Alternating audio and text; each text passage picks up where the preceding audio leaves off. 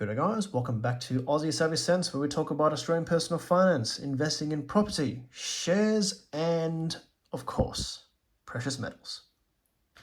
So in today's video, I thought I'd take you through what I have planned for the next few series of videos exploring Australian junk silver, both decimal as well as pre-decimal silver. And I'll go into details as to what the differences are between the two later, but first of all, I'd like to give you guys a rundown as to what junk silver is all about. How can a supposedly beautiful piece of precious metal be ever considered junk? And it's not the fact that these are considered junk or worth less than a standard silver bullion that you have out there. It's just, they're just coins that are circulated. They're non-collectible coins that are valued solely for its precious metal content rather than just its numismatic rarity or its historical significance. They primarily include older national currency types, such as this United States peace dollar that we have here. This is a 1923 peace dollar, and it's actually made out of 90% silver, much like the US dimes, quarters, and half dollars that were minted before 1965. Now, some of you might wonder, why would you want to stack junk silver, especially since it's not 99.9% pure, like the bullion silver? And the main reason for that is because it's actually a very inexpensive way to be able to accumulate this silver itself compared to buying a bullion product, which is likely to have a much higher premium. So as you can see, I actually have quite a bit of Australian junk silver. Let's just remove these two silver dollars on the side over there. And the reason why I have quite a bit of these is because I was able to actually get quite a lot of these coins quite close to spot price. My total Australian junk silver makes up about more than 42 ounces of silver, which encapsulates about 33% of my entire silver portfolio, or almost 15% of my entire precious metals portfolio. So Australian junk silver does actually have a good presence in my portfolio. In my future series of Australian junk silver, I'll showcase each of the denominations that we have that's considered Australian junk silver. That is both pre-decimal and of course decimal. But for this video, I'll quickly show you guys what really is the differences between decimal currency as well as pre-decimal currency in Australia. So decimal currency is pretty much dollars and cents. We moved over to that system in 1966. And we moved over from the old British system that used to use florins, shillings, sixpences, and threepences. And the reason why we moved over to it is because it was a much simpler system, 100 cents equals $1, and then from there, it can go as high as, well, as high as anything. And it'll still be denominated as a dollar. Whereas when you look at the old pre-decimal system that we had, it was significantly more complicated. So you'd have to start off with a half penny. And if you had two of these, that obviously makes up a penny. And if you had three of these pennies, that would then make up a 3 pence, which is this one right here. Tiny little thing. It's commonly known as a bit when it was first circulated around. So that's 3 pence, which makes up 3 pennies. Now, if you had two of those 3 pences, you would then have a 6 pence, which is this one over here. Beautiful looking 6 pence. Much nicer size of a coin. Now, if you had two of these little 6 pences, you then would be able to have a shilling. Now, obviously, 2 shillings would then equate to 1 florin.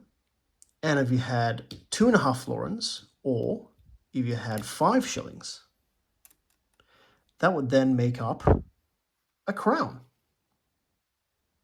Now, if you had 2 crowns, or if you had 10 shillings, that would then make up half a sovereign, also known as half a pound.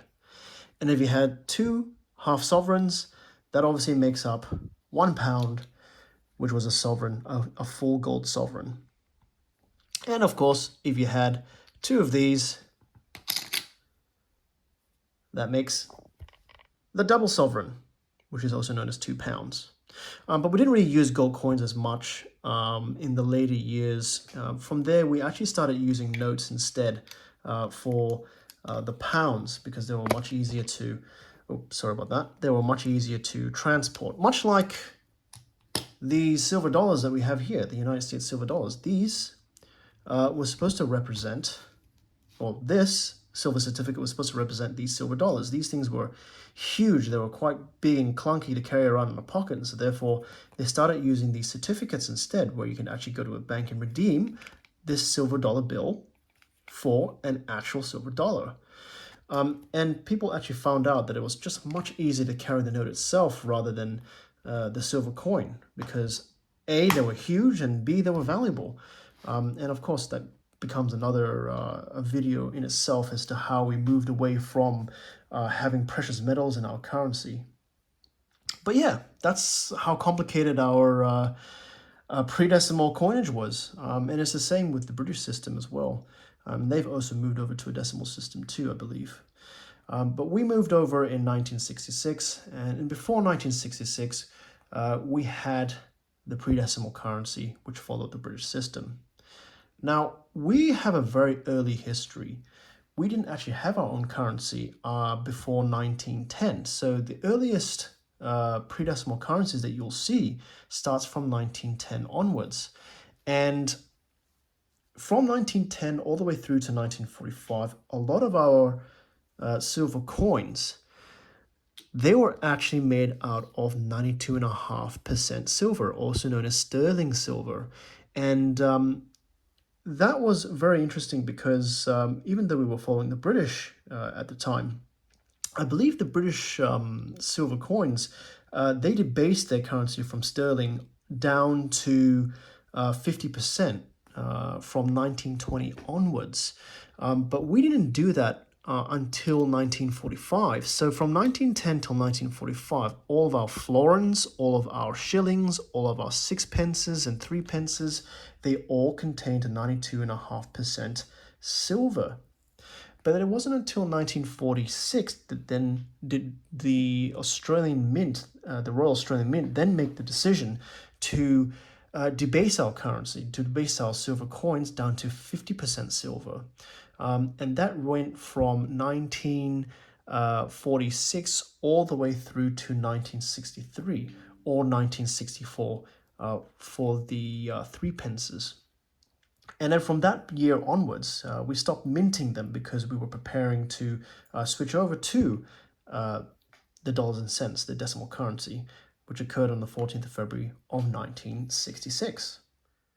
So there you have it, guys. That is a very brief history into Australian junk silver. And in future videos, I will go through each of these denominations, talking about its historical significance, as well as what I have in my collection, what years that I have, what years that I don't have.